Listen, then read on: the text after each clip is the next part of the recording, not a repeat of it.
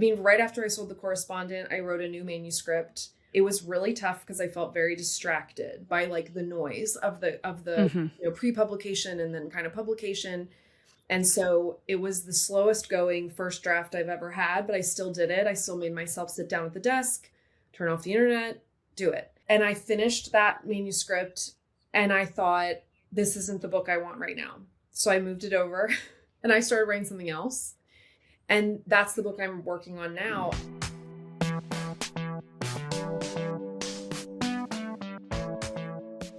Virginia Evans' debut novel, The Correspondent, has become a word-of-mouth phenomenon since its publication in April 2025, selling over 1 million copies.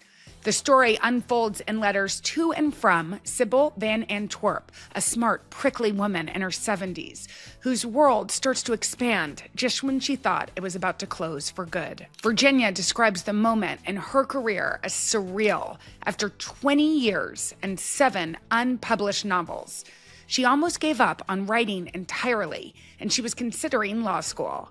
She wrote The Correspondent as a palate cleanser, not thinking anyone would ever see it. Instead, it became a book club favorite. Join me as I speak to Virginia about the years behind a publishing Cinderella story, the joy of letter writing, and more. I'm Jenna Bush Hager, and this is Open Book. Well, it's so nice to get to meet you, and I was telling you that this is one of the first books in maybe 7 years that I read for fun. And that was such a pleasure to not be, because I'm reading for book club stuff and for publishing stuff, and to read something for just pleasure was so wonderful. And I know that you've probably heard from so many people how much this book has meant to them. Has that been like this wild, wonderful surprise? Yes. I mean, the whole thing is really a wild, wonderful surprise because when the book came out, we sort of thought, oh, this book will just come out and the big moment will be the day it's published. And that will be the big thing. And I didn't have any expectations for what it would do. And I don't know that any of my team really thought it would sort of make its way in the world the way that it has turned out to do.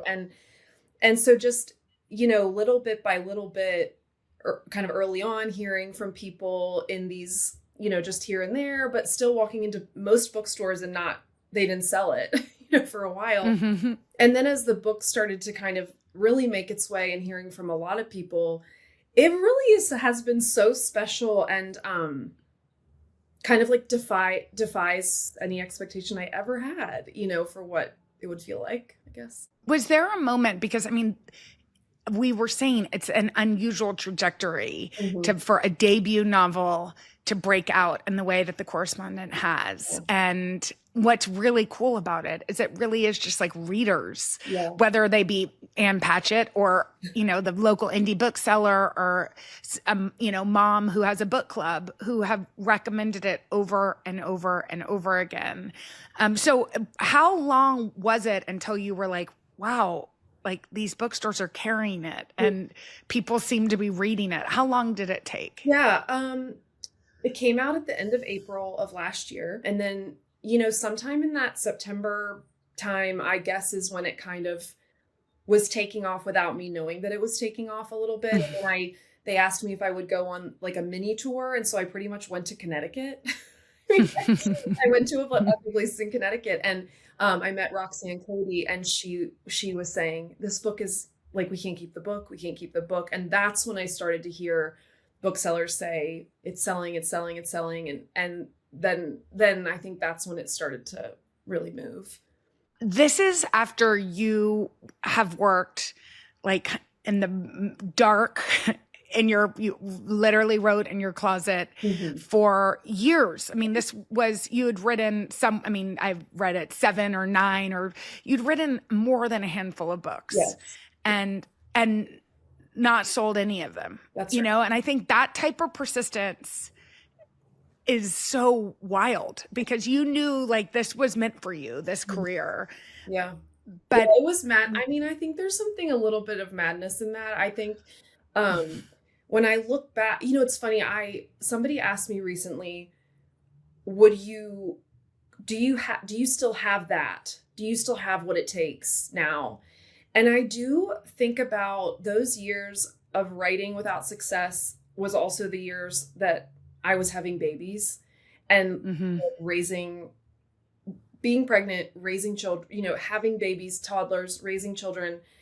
And so that's the reason I wrote so early in the morning in the dark. I was trying to fit it in before anybody woke up. And you had a job too, like you were off to work. Yes. And I look back and I sort of think, would I have that energy? I don't know if I could do it again. I mean, I think there was a drive I had, really just this drive to what felt like cross the finish line, which was publication.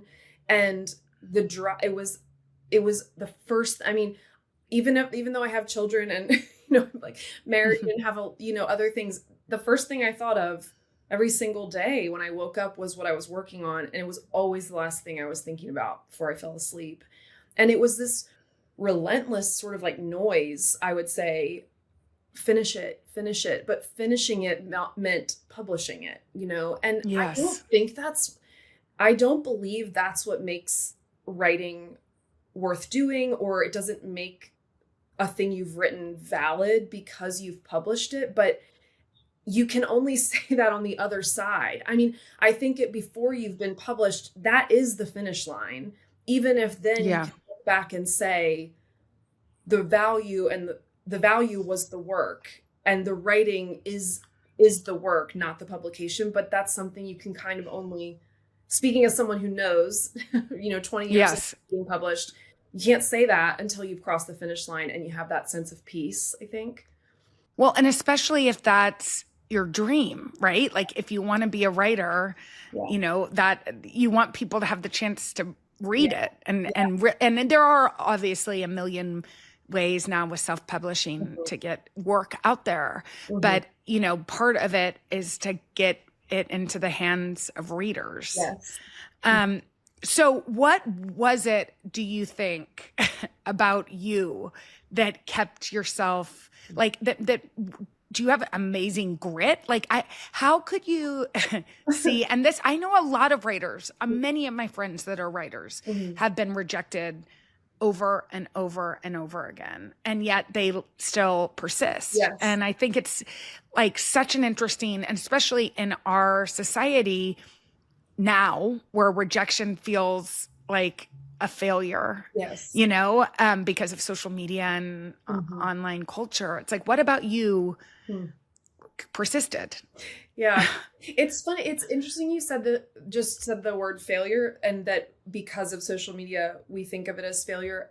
Interestingly, the way I think of those novels that I wrote and wasn't able to publish over those kind of 2 decades almost of my life, I do think of it as trying and failing, but I feel really content to say that's part of the story of my life. I feel comfortable with failure, I guess. I think every failure for me, or if you want to phrase it differently, every sort of missed opportunity to publish or cross the finish line or whatever. But in my head, I do think of it as kind of like trying and failing, even though some of the work I produced, I think is good and is publishable. But,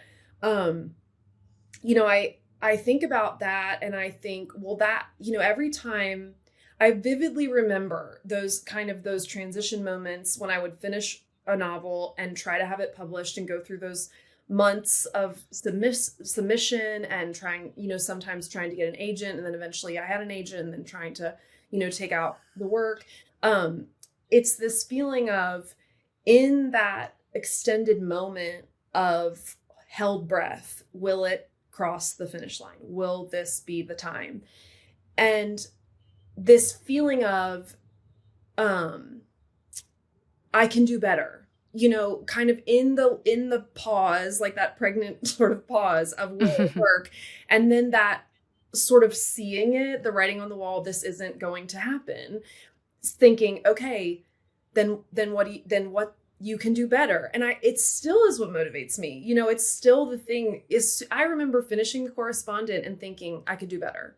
Oh my And I just think that's kind of it's like the engine of, I don't know if this is every writer's brain, but I guess maybe I'd venture that it probably is, to think it's like you're reaching for some excellence or something that you've read, you've read excellent, and you want to reach for that, and you do your best, you do the best you can, and you get to the end and you're a few years older and you think, I can do better. And so that's probably the engine that was always driving me. As much as I wanted to publish, I just wanted to write a better book. I knew I wasn't getting published because the books weren't good enough, and that's still what it is for me. The book I'm writing right now, I want it to be perfect. It will not be perfect, but that's what I want it to be, I know that people come up to you and they feel as though that you know her, but I think it's because, as reading this book, I felt like I knew her. Like, I feel like all the readers have such a close relationship to this character. How did she come to you? Yeah. Thank you. It's really remarkable. It's extraordinary. I don't know how this happened. I don't really know. It's hard to understand, but she came to me fully intact. When she sort of arrived, she arrived fully, and I knew her, and I knew exactly what her voice was, and I knew exactly who she was. I knew certain things about her life. I didn't know what was going to happen in the story of The Correspondent, but I knew there were these certain sort of foundation stones of her life, and I knew, and none of these things are giving anything away if anyone hasn't read it, but I knew she had been adopted, and I knew that she had lost a child, and I knew she had this big career. And so these were these kind of pieces of her backstory that I had. When she arrived, I knew those things about her, and I never considered changing those things. I never workshopped those things. That was who she was to me. And I knew her voice, and I always found when I was writing in her voice, because in the book there are the voices of many people, but the primary, narrative voice is Sybil's voice, and those letters felt not easy to write, but it felt like anytime I was writing Sybil, I was jumping into this river with a really swift current, and it just kind of carried you downstream, and that was how it was to write her. Other characters were trickier, but she didn't feel tricky to me. And I knew that I knew she was, when we were encountering her for the first time, she was in a tough, clenched space, lonely, really isolated, and sort of barricaded in. I knew that was where we were. And I also knew where we were going to go. I knew how we were going to end up with her life, how her life was going to unfold, but I didn't know the details of how to get there necessarily. But I knew that the story of her life was going to lift off. That's sort of the instinct I had. I wrote the book during COVID, and I think I was wanting to read that. I was wanting to read a story that lifts, and not a story that nosedives, at a time like being alive in the world felt so hard and lonely. And so I was really wanting to write something that was I think of stories as warm and cool, and I wanted to write a warm story, not a cool story. Because we needed that warmth so badly. Is it true that she's based off of a woman that you met sort of briefly, but you kind of wish you'd had more time with her? Yeah, it's kind of I would say she's not based on her, but it kind of launched from meeting this woman. My husband and I were looking for, we had been living abroad in Ireland, and we moved back to the States, and it was during COVID, and it was during that, the housing market spiking, prices were priced out. And so we were in a really tough spot, and we were just trying to figure out what we were going to do. And there was a house in the historic part of the city where we live that I loved from the street. And I wrote a letter to the owner of the home saying, could we buy this house? And she wrote me back and said, yes, you can, which is crazy. It wasn't for sale. And it turns out it was this woman around the same age as Sybil, maybe. I'm not sure exactly how old she is, but her name's Anne. And so she invited us over to come see the house and walk through it. She said, I'm really ready to leave this sort of house I raised my family in. It's this, not a big house, but it's just me now. And I would like to move to a smaller place. And we walked into her house and she kind of walked us through, and we ended up talking for an hour or two. And she was so beautiful and so smart and so vibrant and interesting. And she had lived this very interesting life. And she had entertained Seamus Heaney in her house and wow, amazing things.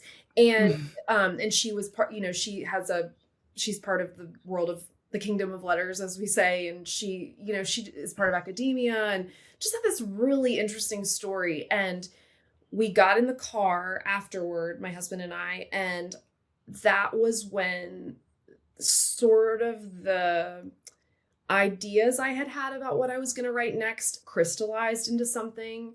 And then it was that inspiration of seeing an older woman alone. That's the type of person in our society who is most quickly dismissed. And going into her home and seeing what a story it is. And that feeling of everyone's life is that way. If you are fortunate enough to live to an old age and have a life that you've lived, it's an interesting story, for anyone. And this woman being sort of the type of person that you would just drive by and think, oh, there's the lady who lives on the hill and who cares? I don't, but then you come in and you think, oh, it's this amazing story of an amazing life that she just happens to be towards the backside of, but it's still interesting. And so then I went home and I started writing the book that day, I'm pretty sure. And it was, and so Anne's personality is not Sybil's personality. I will say there's a lot of my mother-in-law in Sybil. And she knows it, and she read the book, and she gave it back to me, and she said, "This is me." I was like, well, it's not you. I mean, I love Sybil, and I think it's so interesting to me because there is this. Of late, I can think of 3 books with an older, wiser protagonist that people have become obsessed with and that I was obsessed with. Yours being one, Theo of Golden, Remarkably Bright Creatures with Tova, which is a book we chose for the book club, I think, in 2021, maybe 2020, whatever. But the point is, I think there's this longing for that type of wisdom, that type of life lived, living, hearing somebody's story that has been fully realized, but also she's still living, Sybil's. Yes. There is a loneliness, but she doesn't just close the door and that's it. Yes. Yeah. Yeah. Have you felt that? Yes. And I think, I think what it is that need we have to feel like you're going to be okay. And there's something that you can only get that feeling from somebody who has lived a life and experienced joy and sorrow, gotten to, some age that feels like, okay, that person knows something. And then you feel like they are communicating, you're going to be okay. You'll be okay. Yeah. But what's wild, and I didn't know until researching this, is that you and Anne, whom I have a little bit of a pen pal relationship with as well, she's the best, have this, and we email, we don't write I've received a handwritten, but we're emailing, which is still, I should print them somewhere so I don't lose them. Yeah. But you had this kind of relationship with her similar to Sybil, which is that you wrote her about one of her books just to tell her what you thought. Yes, I did. Yes, I should say that Anne has a bone to pick with me because as I included her in the book, people are writing to her. So if you're listening to this, write someone. Yeah, don't write her. Don't write her. She feels she's not going to write back. Okay, that's another thing. She won't write back. Don't write her. Yeah. I promise you, anytime I'm interviewed from now on, I'll be like, don't write to Anne. Anyway. Yeah. So yes, I wrote to her many years ago, 10 years ago, just to say what I thought about one of her books. And she wrote me back, and we just kind of kept it going. And she told me, I was actually in Nashville with her a couple weeks ago, and she said, "You're the only person that's ever written to me out of the blue that I've like maintained a relationship with over 10." Like there must have been something in your letters that we just are kindred spirits or something. Yeah. But she's just been so kind. She's just loved me. She just loved me from afar, and cared about me and cared about my life, and invested a little bit of time in me, and just a little bit of it's like the power of giving someone dignity and saying your life matters and you have dignity. And I would say the duration of my 30s were full of a lot of challenges. I mean, I look back, I'm about to turn 40 next week, and I think about when I turned 30, what was my life? I mean, we were at zero with anything with my work. I mean, I didn't have an agent. I didn't have anything. I was at zero, and I had both of my children were born, and my daughter had just been born. And it's like my family was intact, but we were embarking on this decade, which contained living abroad and going through all these ups and downs of trying to publish and failing and losing an agent, getting an agent, losing an agent, and, all these things. And, that decade, she was kind to me and, let me tell her about the sorrow and tell her about the joy. And she just, I don't know, she just has had my back. So it's such a good testament to who she is, but also to how we should interact with others. Yes. You've mentioned moving to Ireland, sort of blowing up your life. And I loved reading about it because it's in some ways, I mean, this is sort of it's our dream. Like when I leave this to do a similar thing, I know I'm hoping I do it too. And like, even if you can do it, we will do it. Do it. Yeah, we're going to do it. We're going to do it. We'll just say it. Yes. Say it. Speak it into existence. Yes. We're going to do it. Okay. And the Correspondent's trajectory does seem to be getting bigger and bigger in some ways, which is, you could never have expected it. But the fact that it's going to be a film, I know, with Jane Fonda, I'm excited. I mean, it's wild, and you're executive producing it. Yeah, I actually know your writer, Kat. I've met with her. Yeah, she's so smart. She's so cool. Does that? I mean, I know that the whole, and I hate the word journey, but the whole sort of publishing trajectory feels wild. But does this feel beyond? Beyond. I feel like that was kind of always what I said to Mark. Like, wouldn't it be the craziest thing would be a movie? I mean, that would be the craziest thing. And that does feel like the craziest thing.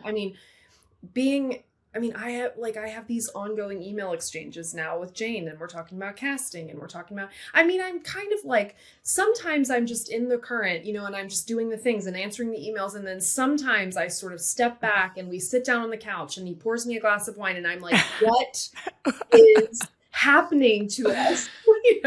It's crazy. But the movie is, just so thrilling and such a gift and so fun. And I feel 100% yes on this movie.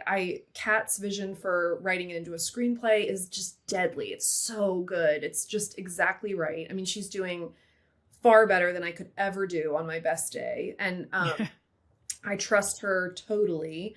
And then Jane coming in, Jane is the woman for the job. Her who she is the right person to play Sybil. And the ways that her own life is reflected in the story of Sybil's life is just so, I just love it for her. I love that she read the book first and she wanted the role before anyone knew about it. And she raised her hand, and I'll never get over any of this. It feels like, if you had met me last year, before this all started, it's like in the last year, I was just hanging around here in North Carolina, like taking my kids to school.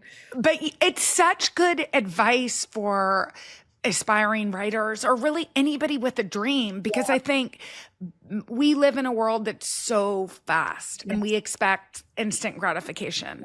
I think because of technology, like write me back, right? Haven't they texted me back or whatever our brains and this dopamine business is, that it's hard to have patience. It really It's hard is.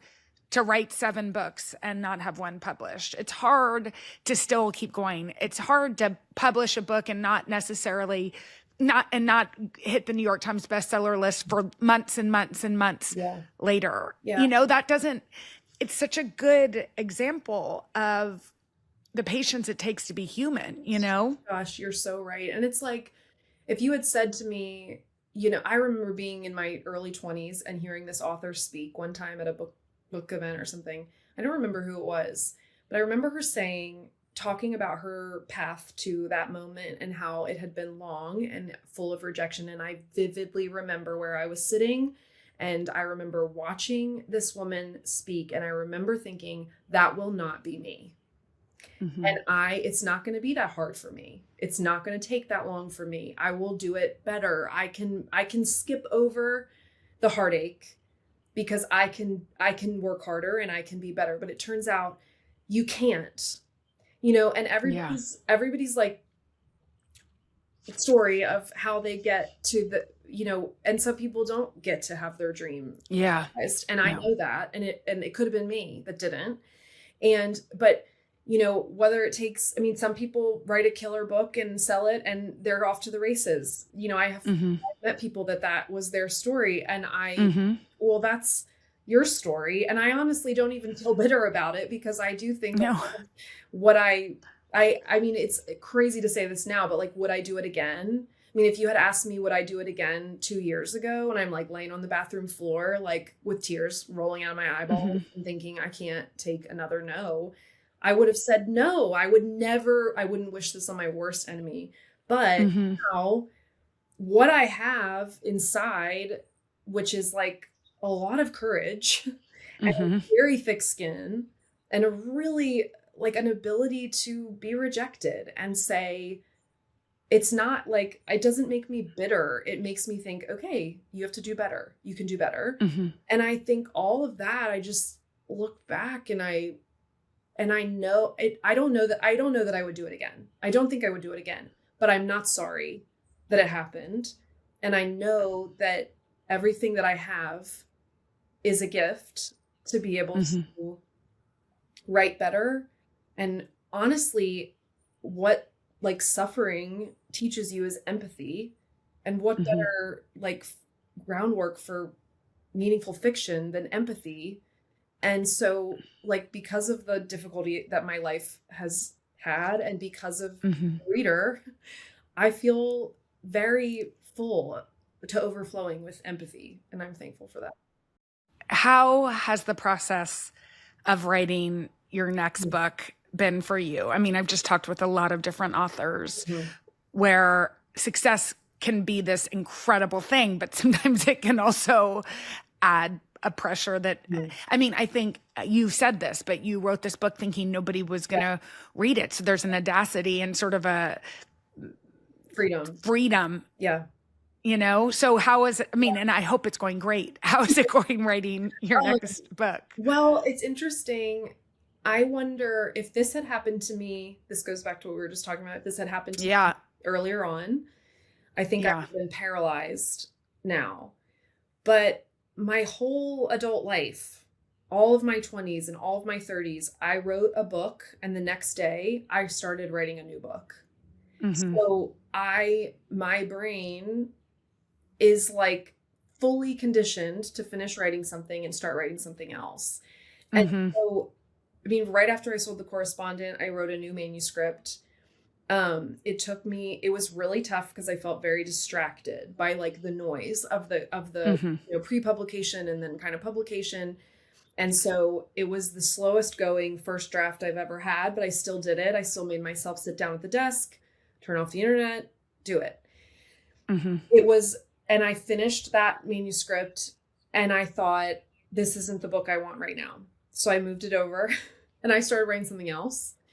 And that's the book I'm working on now. And, you know, and it's pretty, I mean, I'm revising it, but it's complete. And so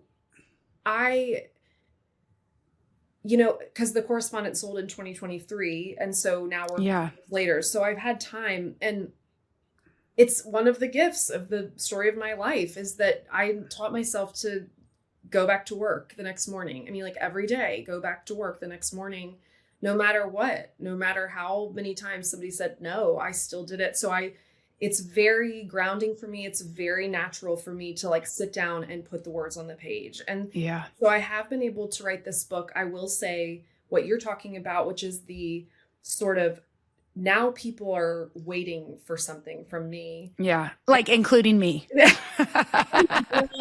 And no, sorry. It's like, there's this thought of nobody cared. Nobody even knew I existed. And so it didn't matter what I was doing. It was only for me and whoever I was imaginarily writing to. But now there is this feeling of people, like whatever I put out, people will read now. Yeah. I have to shut it out of the room. Yeah. I just have to shut it out of the room. And the motivator, and I am able to tap into this, has to be, I can do better. For my own judgmental, like I'm a really tough critic on writing. Mm-hmm. And I'm a big quitter of books. And so like, I'm my best motivator. Like, is this good enough for me? Is this something I would read till the end and not want to put down? And that's the drive for me. And so, you know, I definitely have moments of fear, but I will say there's this quiet now that I found because I know it's unlikely I will ever have this experience again. It's unlikely I'll ever write another book that does what The Correspondent is doing. And I feel emotional saying this, but I feel so grateful and like so peaceful about that. Mm-hmm. You know, like I have had this lightning in a bottle. It changed my life and it gave me a seat at the table. And the financial feelings we always had to deal with are gone. And all of those things are such a gift. And this will like 42 countries sold and translation and a movie that was a 7 company auction and Jane Fonda. I mean, this is never going to happen to me again. And that's like, okay, then I almost feel like I've gone above that noise. It doesn't matter what happens next. Yeah. You know? Like whatever I write, well, okay. And also it goes with your whole philosophy of wanting more and more and more. It's like, you've hit it. Yeah. What else is there? You've done it. Yeah. The fact that you get to keep writing, which is what the work is and what the joy is the gift. Yes.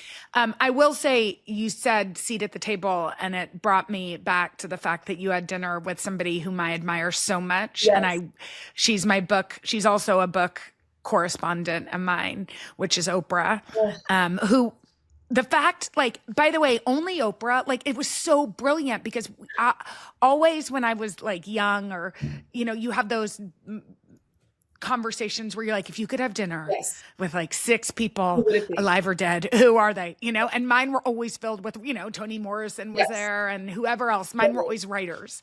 And the fact that she had all of y'all come to dinner, was it crazy? Did it feel like that sort of like wish fulfillment dream that we used to have those conversations? The fact that you could sit with sort of the queen of books with other writers who I adore too. I mean, that must have felt really wild. I just, you know, the feeling it was I remember walking up to her and saying to her that night, "You have honored me by bringing me to your table." I mean, just like, what's a bigger honor than somebody saying, "Come sit with me at my dinner table in my home"? I mean, I just felt like so undeserving and so just honored. I mean, I just felt like honored. It's this going back to the idea of dignity, like the dignity that she gave me or acknowledged that I have as a person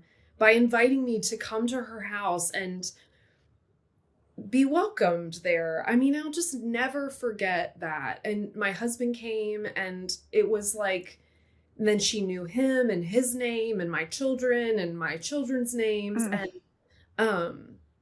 we just had the most wonderful conversation. I mean, like, what's available on social media is kind of like, we were outside, there's a picture of us outside her house, but once we went inside her house, there was no cameras, there's no, it's not a, it wasn't like a, it wasn't a spectacle, it was just a conversation. And she's just such a generous, kind host, and she's loving, I mean, genuinely just loving.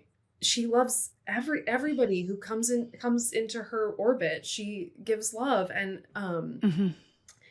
there are so many things that I will never forget that we talked about, you know, and I just will never forget the way that she made me feel, which was seen and loved and cherished, you know, and there's just something so beautiful about her and her faith and her love and her intelligence and her thoughtfulness. I just will never, I'll never forget a moment of it. I'll never forget it. I know, now I want to cry, but I loved getting to talk with you and to be with you. Me too. I hope we can, when you're in New York, can we please do it in person? Anytime. Thank you so much, Virginia. Thanks for asking me. Thanks so much for joining me on Open Book with Jenna. We'll keep an eye out for more from Virginia and The Correspondent. If you enjoyed our conversation, be sure to like, subscribe, and share this episode.